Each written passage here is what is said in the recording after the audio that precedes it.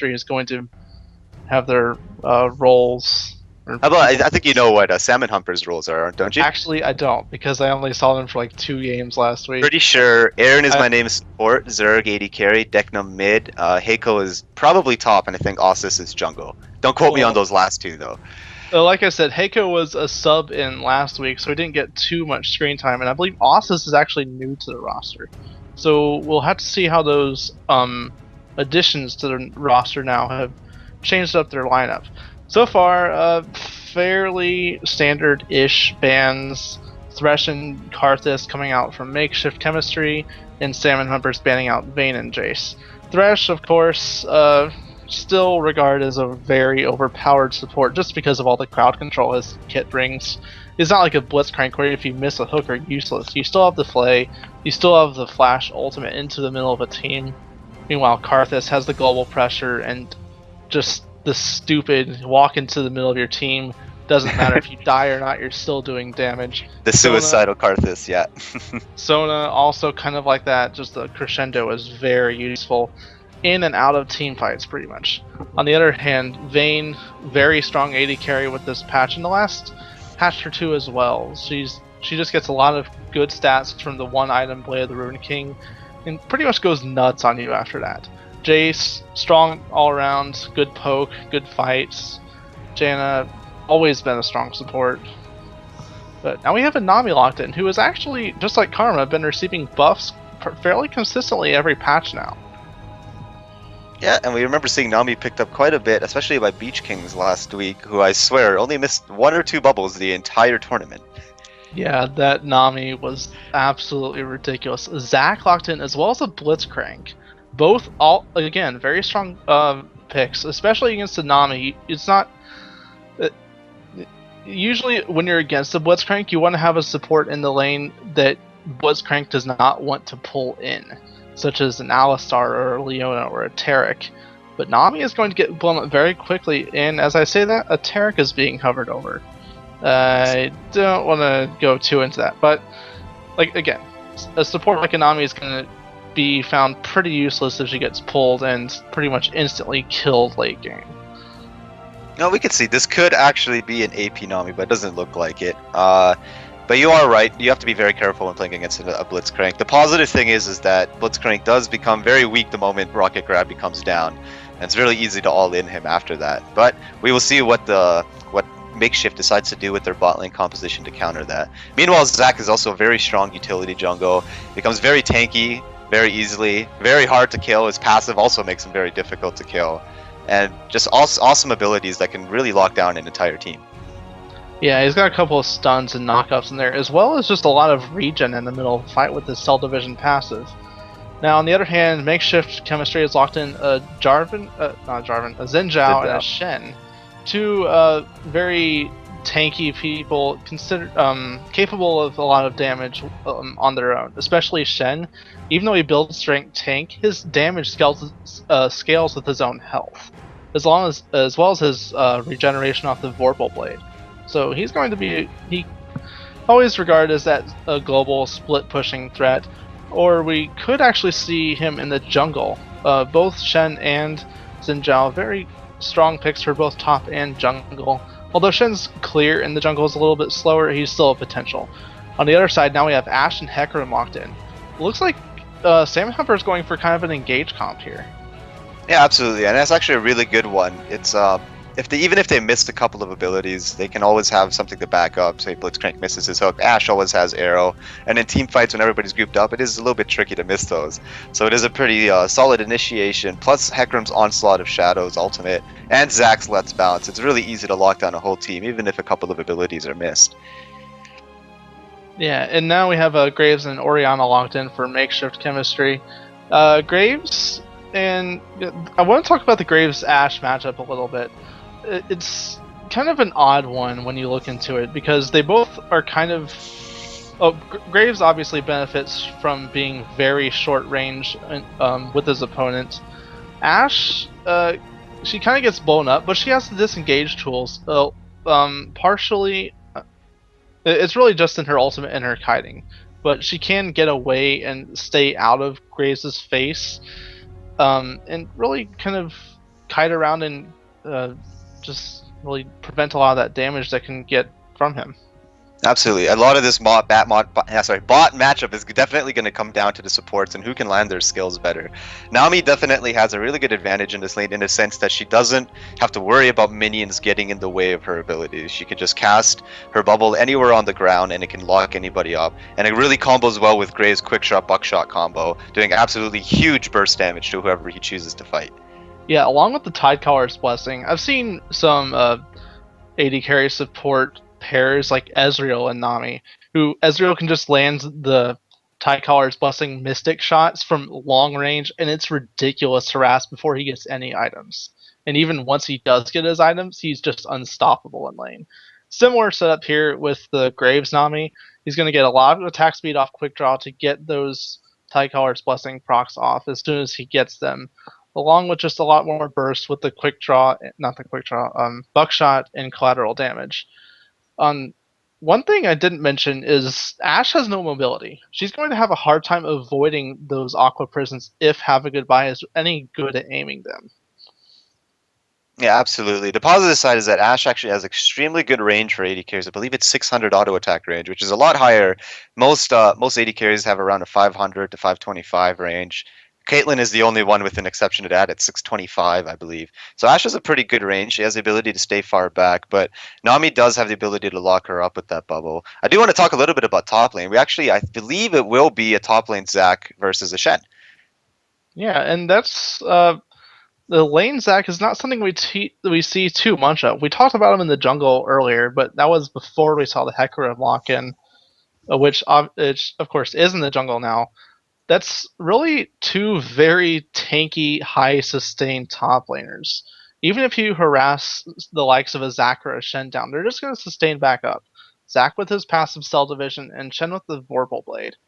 Also, worth mentioning is we have one teleport on each team in addition to that Stand United global teleport. It looks like a Kennen mid lane. So the teleports are in opposing solo lanes here, both on the ninjas, I might add. It doesn't really make not that it makes too much of a difference, but it's worth noting. Hey, they strike from the shadows, get it? Oh. I'm just kidding. Strike from the shadows. I don't actually play Kennen. I'm not too familiar with what he says. No, but really good summoner spells for both. Kennen has the ability to teleport in, Lightning Rush, and then cast down Vengeful Maelstrom. And if you can land it good, it can really turn around a scenario for Salmon. But at the same time, Entrepreneur can also teleport in from Makeshift and change any scenario that he can too. As well with Stand United, he also has the ability to do that. So we'll see what this teleport means for both teams. And it looks like Salmon Humpers use that teleport really just to counter the Shen presence. But now that Entroper has the teleport as well, there's not really any of a cooldown to work between for Salmon Humpers. They'll want to force negations while Stand United is down, but since Entroper also has teleport in there, he can try to balance those cooldowns and keep it so really there's no part of the game where he doesn't offer that split pushing pressure. Absolutely, and that is something that if you're not too familiar with how to deal with it, it can actually cause a lot of havoc in your team. You could be seeing mid lane getting pushed and Shen pushing out your top lane, deciding it's a 4v5, I want to engage, and all of a sudden Shen just comes in and totally wrecks your plans. Or you could be trying to push your enemy and Shen sitting there taking your inhibitor. So it is very tricky for something to deal with if you're not too familiar with how to deal with it. Yeah, and we'll just have to see how Salmon Humpers responds to this constant split pushing pressure throughout this game. We are now getting into the loading screen. See all the I always bring up the skin intimidation factor. Who will win? You see Koinami, Warren Kingdom Zinjao, and TPA Oriana for Makeshift Chemistry. Meanwhile, no skins for the likes of Salmon Humpers. 2 gold borders, I might add, versus 2 silver borders. So I guess it counts for half a skin each, maybe. I think we were having this conversation with a friend of mine. The ultimate skins count as 3, a legendary counts as 2, and a normal just counts as 1. And we ended up with 7 skins on one team, I believe. And we actually see, in addition to the skins, 5 total Spirit Guard Udyr icons. So, oh jeez. The skin has just come out, what was it, 4 days ago now, and it is soaring in popularity. Yeah. I think it was a little more than 4 days, but yeah, you're right. It's just exploded. And you see people who don't ever play Udyr playing Udyr now just because of the It's skin. horrible in solo queue. Oh, The same please. phenomenon happened last year with Pulsefire Ezreal, and I think that was a little bit worse because I mean, if a person doesn't know how to jungle, it's not too bad. But if a person doesn't know how to AD carry, it can be a little bit scary to deal with, especially if they're on your team. I played against some pretty bad Udyr since that skin came out as well. Yeah. Last night, I'll actually skip the story because we are into game now. No time for my own stories, unfortunately.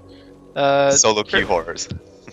Well, it was a duo queue, but still, and it was a normal game, so I'm a little more forgiving about how bad he was. Anyway,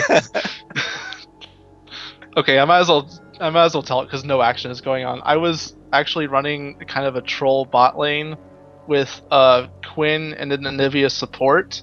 I was on the Quinn and my friend was the Anivia. And there was an Udyr, after we pushed down the first turret, he was sitting in the tri-bush waiting to gank us. And I popped the W, heightened senses active. So I would see him, as well as I passive getting. Oh, hook missed. Okay. Now there's action, I have to be quiet. The elastic slingshot getting charged up, he'll go in.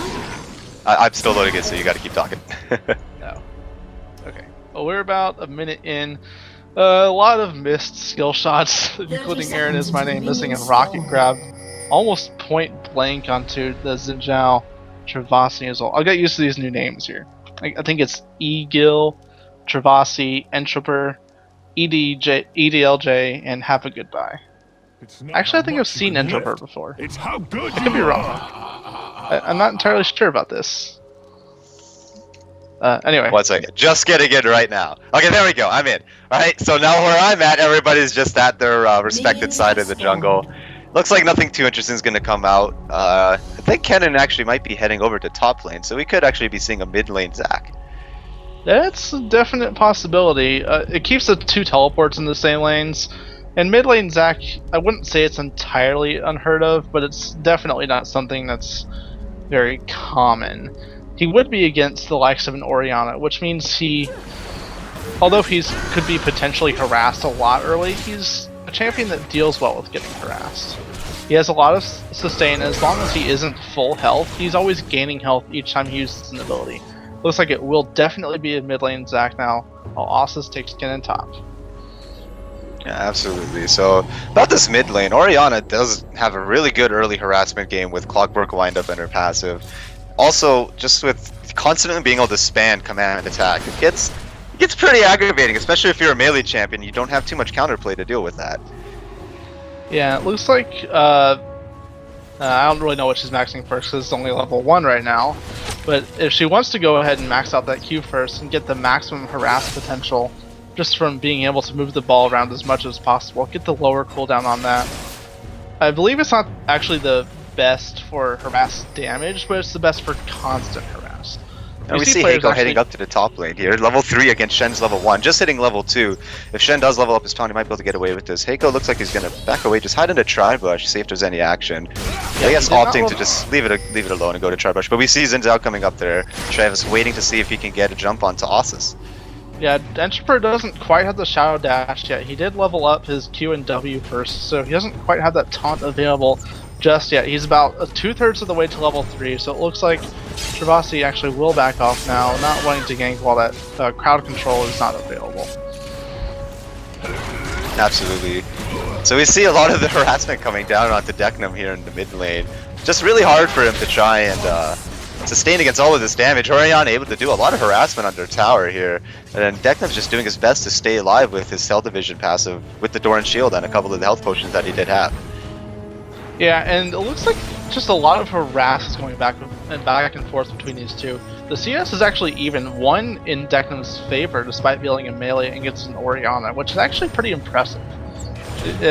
Well, that's either impressive to him or a little not so impressive for Eagle's Eagle Orianna, the CSing skills. Oh, we see Hector coming down into the bot lane. Aaron is my name, going a little bit aggressive, trying to land a rocket grab. EDJ will quick draw out of the way, just barely missing it, and they will walk away clean. Yeah, so far not really any landed rocket grabs so far. But then again, Blitzcrank is one of those champs. You can miss every single rocket grab all game, and then land one, and then suddenly you're the best Blitzcrank ever. Yeah, So, absolutely. One good rocket grab could definitely turn the tides of the game. Hakai looking like he's going to try to put some pressure onto mid lane here. Going around the side, might be going for an invade, checking the rates, but it looks like he's just waiting for a good opportunity to come in. yeah, he was spotted going up that ramp. He was waiting for Eagle to really make some moves to really let him know that he did get spotted on the way in there, which he of course did. That river is completely warded right now by Makeshift Chemistry. The wards are actually about to run out though. Less than a minute left on that river bush. Deknum taken down really low, almost dropping down to his passive. Looks like he's just going to back off and have to lose a lot of minions to his tower here. Yeah, the CS is still relatively even, of course. It will create a relatively big gap while he's gone from lane, but it looks like Hikayo is going to be there just to absorb the experience, not let it go to waste. But since it's not under the tower, it doesn't look like that's too much of a risk right now. Yeah, absolutely. Looks like there's some things going down here. So let's take a look at the bot lane CS here. 34 Graves to Ash's 38. So definitely looking really good for the Ashe. And this is just a lot of the safety that Ashe can provide with her really good range. She can stay back, and so long as she doesn't get caught out by Nami's Aqua Prison, then she can definitely stay safe and just hang back and farm. See a hook going down from Aaron is my name, just barely missing the Graves though. Yep, once again missing, but we'll just wait till that one crucial hook lands, and then all the action will explode. I actually see Deknum hanging out near the bottom here. Doesn't look like Salmon Humpers know that there's a ward in that bush, so Deknum's just going to back off though. Looks like he's going to head back to mid lane and continue the farm fest. 6 minutes in, still no first blood. Yep, and still relatively even farm across the board as well. There's only a 200 gold advantage right now in favor of Salmon Humpers, which just shows a lot of the lanes are relatively evenly matched up to this point. There was a lot of harass going on to Deknum earlier, but that's just what you expect from using a melee champion against the likes of an Orianna who can just harass you, not even with the abilities to auto-attacks wear you down. Absolutely. We see Travasi? I'm gonna go with Travis, just to be safe. Travasi actually going into the jungle, putting a ward down at the red buff, heading up to the top lane. Kennen does have a ward, but it doesn't look like he might be able to get away in time. No, Shen won't be able to react. Lightning Rush gets away. Yeah, does get away just fine. He just hit level 6 right before Travasi was coming up for that gank, and he did have the Lightning Rush available, of course. So now Travasi knows that bush is warded, but only has about 30 seconds left on it. If he comes back relatively soon, Ossus will be a little more unaware of a gank. Absolutely. I think Ossus would just be trying to push out this lane and head back pretty soon here. Looks like he's only gone back once, and he's doing pretty good. You will be a little bit cautious of that ward though, so I think he will be heading back here. Deknum going really aggressive on Hikayo here. Nuts bounce going down, Ignite dropping down, Command Protect going in. Travasi coming in to try and save the day. SK will get away. Travasi putting a lot of aggression down onto Deknum, but it looks like everybody's going to be able to walk away just fine. Yeah, Shockwave was not used there, however. The Flash was burned from Eagle. All that burned for just an Ignite and a Let's Bounce from Deknum, so I'd say the trade was well worth it, even though the first blood didn't come down. Now Hikayo is lurking around here, but both of them are on top of the board, so Eagle should be able to back out fairly quickly. Yeah, that was actually a very good play by Deknum, trying his best to keep advantage of Orianna's little bit of range problems when she's in melee range. It is a little bit tricky for Orianna to do stuff. She has the ability to cast the ball on herself and cast Command Shockwave on herself to kind of disrupt the enemy. We see a little bit of aggression going down here in Travasi's jungle. Hikayo trying to steal the race. I believe he got away with it, and Travasi just cleaning up the rest of his jungle camp there. I actually don't think he did get away with it. He was spotted by a command attack from Eagle just over the wall. Wanted to get a little bit of Wraith farm for himself, but he saw Hikayo in there and he just backed off. Hikayo now grabbing his own red buff on top of the blue ward, so they will have vision of that. Makeshift Chemistry will have the timer on that as well. Yeah, we see the blue buff transfer heading over to Eagle here from Travasi. Travasi taking a little bit low there, but we'll be able to pick up the blue buff just fine. And we still see no first blood 9 minutes into the game. We see a little bit of aggression going on top lane. Ossus taking a lot of damage. Hikayo trying to save the day. Vengeful Maelstrom going down. Sending in Interpreter. Interpreter taking very low. Flash goes down. Also on Shadows. Walks him up for a little bit. He's trying to get away. Red buff going down. First blood going down to Callus and Ken and Ossus. And that was just a lot of quick aggression from Ossus. two ultimates paired together, great AoE crowd control. You don't even really have to aim it with the giant area it affects. It really just slowly wore down Entroper until he was taken down. One thing I was about to mention before that gank is that it's really good for a Hecarim jungle. Actually, I'll mention it later, and Eagle gets engaged on. Eagle taken down pretty low, onslaught, or sorry, devastating charge taken, a lot of damage, a little bit of red buff tick going down. Deco did not have Let's Bounce quite at that moment, actually. Or, sorry, not Let's Bounce, Elastic. Oh, let's switch down to bot lane. Tidal Wave going down, locking up Zerg. Zerg taking a lot of damage. Actually, barriers the collateral damage. EDG will flash, won't get the collateral damage. Buckshot, combo down, but he will drop to the tower. Aaron is my name, was exhausted during that fight by Have a Goodbye. Looks like he's going to try to chase down Have a Goodbye. Looks like that was a little bit more in favor for Zerg there. Yeah, everything was blown in that. The only reason it was 1-for-1 is just because EDLJ was very greedy going under the turret. Have a Goodbye might get caught out by Hakeo now, but no, that horse will back off. Just wanting to reset the lane farm and let it, I guess, lane tax post the non-game, I'd say. No, that didn't sound right. Anyway, I was going back to this whole Hecarim thing. Two non-mana using laners really gets him control of his own blue buff throughout the whole game. It's something Hecarim really needs, especially with all the mana nerfs recently. I believe it was his Q, the Rampage, actually got the mana increased per level. So it's really something that he needs. Eagle's getting jumped on in the mid lane. Yeah, Eagle taking down a lot of damage. Let's Bounce actually being used once again. It looks like she will be able to use distance to get away. Hakayo actually going in really hard. Ignite dropping down onto Eagle. Hakayo taking him down. Dekna will drop down. Actually, Cell Division is up. Hakayo trying his best to keep him alive. Travis is going to do his best to try and take down the Cell Division. The turret will be able to finish it off by the looks of it. No, Dekna actually flashes away, just barely getting away with his life. That was brilliant. Everyone thought it would go down to the turret. I believe Tavasi, I'm not sure if the smite was available while all the bloblets were there, but he could have smited one of the blobs and actually killed Dekna right there, but he didn't. Either he didn't know or he just didn't have it on cooldown. I think he was just expecting the turret to finish it off, because we can actually see the turret shot heading for that last little blob, but it actually regrouped with Zach's body, keeping him alive at the last second, and he flashed out of range just to be safe. Yeah, it's a good thing he still had that flash available too. He didn't really burn it earlier during either of the Let's Bounces. It's really something that Zac players are known for. They use the flash to reposition Let's Bounce. Now Rocket. We see a grab going down onto EDG here. Zerg doing his best to put down some damage. Tidal Wave going down. Zerg taking really low. Will drop to Have a Goodbye though. Aaron is my name, flashing away just to stay safe. That is the burst damage that we can see from Nami and Graves combo in bot lane. Yeah, and the Enchanted Crystal Arrow only landed on Have Goodbye there.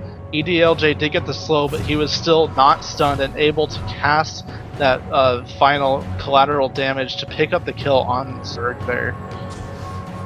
Yeah, absolutely. Not the best thing that could have happened for Salmon Hunters right there. We see Deknum going aggressive back in mid lane here. Ego trying her best to kite away from Deknum. Huge damage coming out from her though. Yeah, it seems a lot of... Now that it seems like the bot lane for Makeshift Chemistry has a little bit of an advantage, the crowd control burst combo is a little bit stronger for them, despite actually having a Blitzcrank on the opposite team. No real meaningful grabs have landed yet, and those that have actually started an engage that isn't quite in their favor as much as they like it. We see Akali going down to the mid lane here. Deknum actually using Let's Bounce once again. Ego getting pushed back. Huge burst damage going down. Deknum jumping down on Ego. Deknum trying his best to stay alive. Travasi has to run away now, and he will get away just fine. But that is a dead Orianna. Yeah, that was just a really quick counter gank. Great positioning there from Akeo to be there right in time to save his mid laner there. And a lot of the, again, we mentioned it before, Zac just has so much in-fight regen there from his passive that he was able to stay alive even when he was almost dead there. Picked up a couple of blobs and got back to almost half health there. Yeah, absolutely. The thing we can point out about mid lane is though that Zac has been doing a lot of roaming. Mid lane CS is really even though Zac does have 2 kills over the Orianna. Orianna is still doing her absolute best to keep up in the CS game, and that is partially due to Zac trying to get a lot of ganks down onto the bottom lane. Not successful yet though, but I didn't even notice that. I noticed that the Zac was down there, but it didn't really occur to me that Zac was still the mid laner when I saw him ganking. They're actually being brought very low here. Yeah, Zerg taking a huge amount of damage, actually falling down. Enchanted Crystal used on EDJL, and Zerg will fall once again, 1 in 3. Not the best lane looking here for Zerg. Yeah, that's makeshift chemistry, just knowing how to focus him in the fight instead of the Blitzcrank. Aaron is my name, not really able to draw as much attention to himself in these engages just because of how short range Graves is. If he gets in range of Blitzcrank, he's usually in range of Ashe as well, just because they're so close together. And it's absolutely. And one of the things about Blitzcrank is once Rocket Grab has been used, there's not a whole lot he can do. He can still do a knock-up and a silence, but I mean, Graves does still do a fair amount of damage with his auto attack. Plus, with his passive, True Grit, he can stay really tanky, and a lot of the damage that comes out from Blitzcrank isn't very high unless he's building any AP at all. So he won't be doing a lot of damage, and True Grit will be reducing a lot of that damage as is. So this is actually a pretty easy lane so far for EDJL. Yeah, and it's looking like the makeshift chemistry. Now Shadow Dash actually going down to Austin, so it looks like they might just trade a few blows up here. But anyway, makeshift chemistry is really relying on their bot lane to carry them right now. Both of their solo laners and even the jungler haven't really been able to make anything happen. It's just those 2-on-2 engagements in the bot lane for them that's really working out. It's the only 3 kills they have. A little split between the AD carry and support. Have a Goodbye picked up one of his own, I believe, in the second fight. And it's really, they're only saving Grace right now. 3 to 4, all the kills in bot lane. Meanwhile, all the kills for Salmon Humpers are spread across where they need them. Even though it's a 1 in 3 Ashe, it's still 1 kill on Ashe. She has the BF sword, almost enough, I believe, now for an Infinity Edge. No, probably about another 1,000 gold to that. But still, she's one of the ones that are more ahead on her team, even though she is losing to Graves right now. I see a lot of aggression heading down over to bot lane. Deknum and Hakai heading down here. Heron is my name, going a little bit aggressive, trying to get the grab down. Will land it on Have a Goodbye. Have a Goodbye getting locked down by all the CC, and Hakai will pick that up. And then they're going to be going for a dragon here. Yeah, I'm not sure. I believe the teleport was actually used to get down the dragon for Ossis. The turret going down the top lane just because of all the pressure of dragon. Yeah, so this will be a kill for a turret for a kill and a dragon. So a little bit more worth it for Salmon Hunters, I'd say. I'd say the trade was actually a little more even, just because the 1 kill wasn't there. See a lot of aggression going down at the EDJ house. Zerg actually dropping to collateral damage. Ossis heading in. Stand United coming down. Eventual Maelstrom will take a lot of damage. EDJL flashes out. Entrepreneur now stuck in the middle, doing a lot of damage. Ossis actually flashing into EDJL, taking a couple of turret shots. He will drop really low. EDJL chasing him around. Flash going down from Entrepreneur. Ossis using Lightning Rush to try and get away. Entrepreneur still hot on the chase. Looks like Ossis might be able to get away here though. No, Shadow Dash going down. Entrepreneur's trying to get enough energy for his Vorpal Blades. Running into the bush, hoping Deknum can save him. Lightning Rush is Deknum using Elastic Slingshot and Less Bounce to lock them up. Ignite going down onto Entrepreneur. And huge damage coming down. Entrepreneur will drop down to the Ignite. Deknum's just trying to stay alive from Travassi, but Aaron is my name is heading down here. Eagle is coming in to help out. Command Protect is, and everybody's going to walk away after that. Was that only a 1-for-1? That engage lasted so long there. All the chasing. That was actually a very long chase. It was Ossis doing his best to clean up the Graves, and then accidentally taking a couple turret shots and doing his best to stay alive. Ossis didn't drop, but Zerg did die while trying to kill the Graves to collateral damage. Looks like we might have another 1-for-1 turret right here. Savasi and Eagle taking down mid. Meanwhile, Hikeo in the top lane managed to take out that turret answer from earlier. But wow, long extended engage here. We started with the kill on the dragon and the turret in top lane, but I wouldn't say it escalated into too much because it was only a 1-for-1 after that. But it's definitely an exciting chase, that's for sure.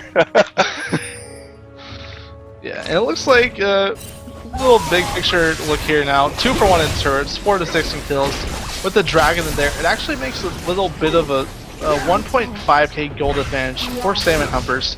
Nothing to get too excited about yet. It is a gold advantage, however, and you can't really overlook it. A lot of pressure going down onto this mid turret though. Yeah, just almost going to get down. 25% health left on that. We see Hakai coming around the corner, but we do see the jungler mid lane and top lane here for yeah, sorry, now I'm getting my team names confused both again. Teams. For both teams, yeah, both of them are here. Makeshift chemistry, that's the name. Yeah, both teams had the 3v3 in the mid, jungle top and mid. Both bot laners for both teams still in the bot, of course. No turrets gone down there yet, so neither team really wants to relieve pressure or defense right there for now. Rocket Grab actually killing a minion and not getting EDJL, but It's a good try. It was a good try. I do want to point out the item difference between the AD carriers here. Zerg has his BF Sword of Pickaxe and a Vamp Scepter plus his level 2 boots. Meanwhile, Graves has a Bloodthirster, a Zeal, and it looks like he might be trying to build a static Shiv here pretty soon.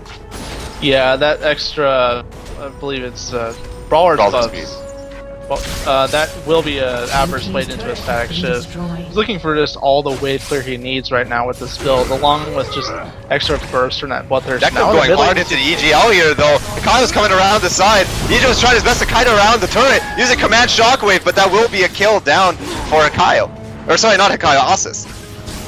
Yeah, that was a little bit. Oh, now Travis doing his best to do a counter engage. Huge damage going on to Hikayo. Onslaught of Shadows was used, but Asus will pick up another kill on Travassi. Yeah, almost killed the Hecarim there. Hikayo almost taken down from that Crescent Sweep, but he did manage to use Onslaught of Shadows to get out of turret range, break the aggro, and stay alive for himself. Top lane, now we have more split push pressure from Shen, who actually still has both of his globals available. The Summoner teleport. This is the pressure that Shen can create if you're not too sure how to deal with it. Although Salmon Hunters is doing their absolute best to counter the pushing, this is something that could keep now I'm getting confused again.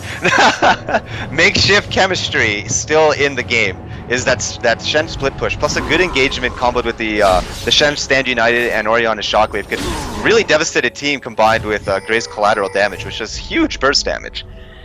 Yeah, now we see the bot lane from Makeshift Chemistry backing off, so there's mass pings on that bot turret.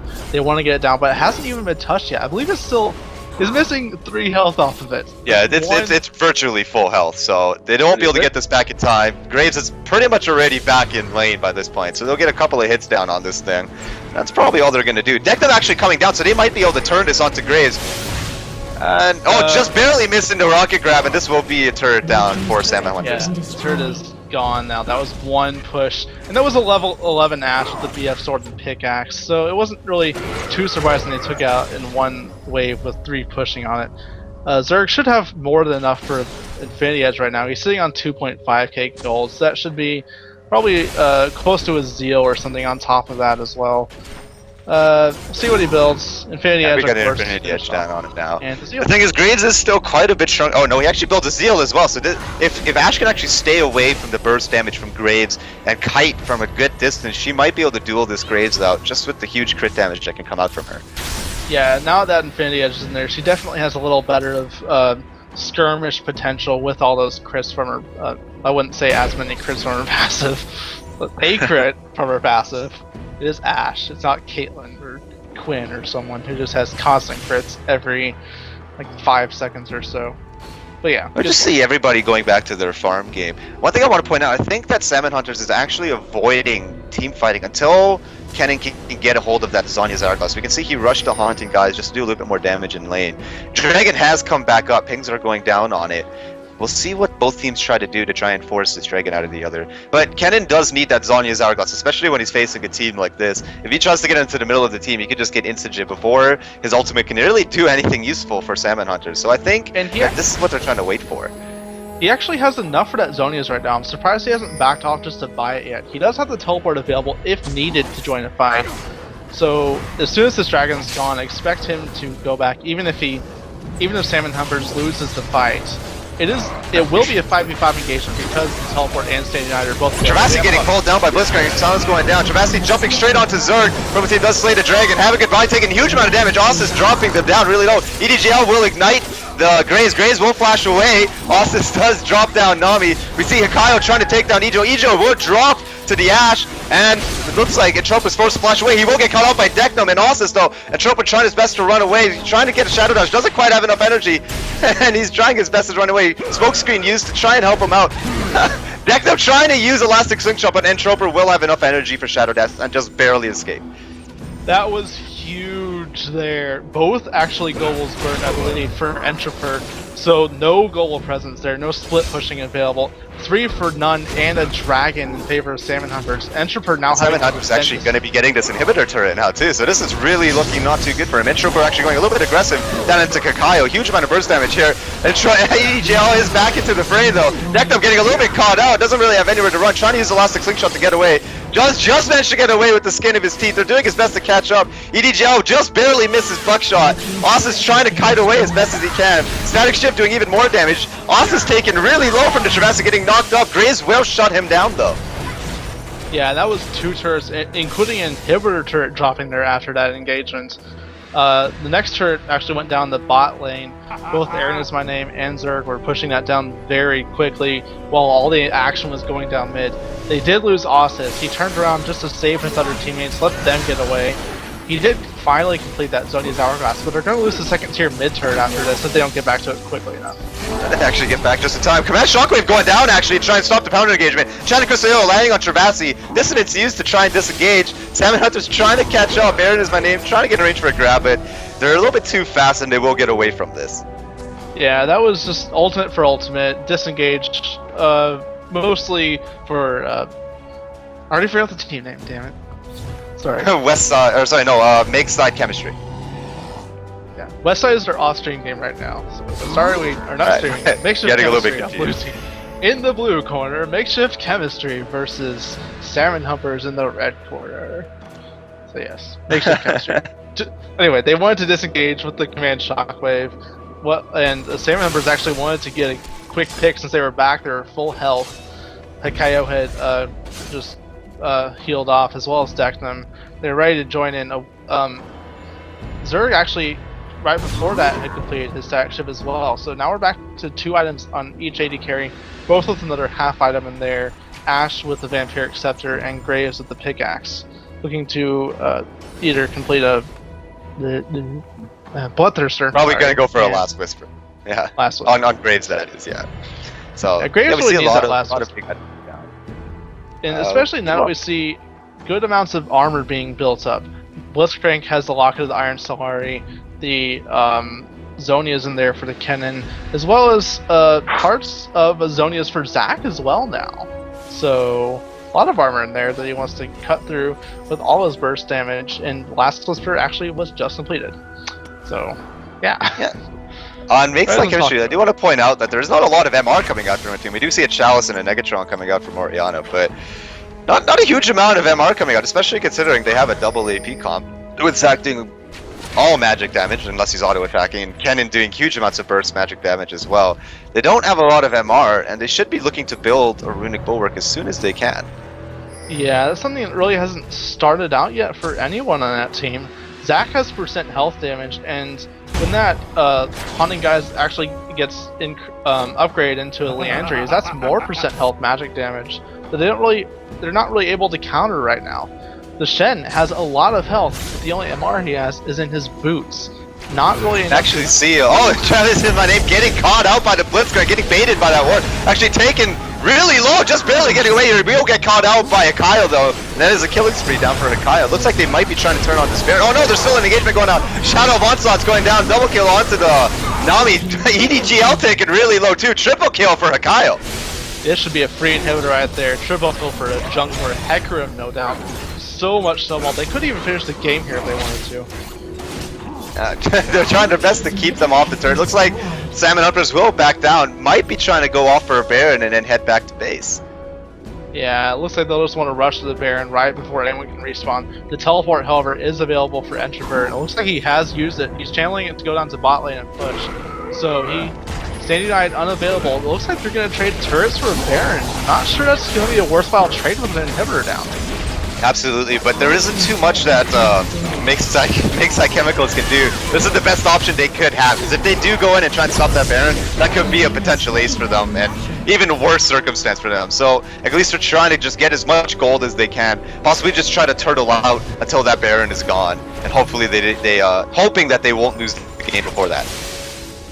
And they actually have a team that's relatively decent at turtling. They have a lot of wave clear. If a siege decides to come out, they should be able to just keep Salmon Humpers off the turret. However, Salmon Humpers have a team that's good for engaging under turrets as well. Decked them with the slingshot Let's Bounce, Hikayo with Onslaught of Shadows. It's just giant engagement tools, and the arrow from Ash as well. They can get so many picks.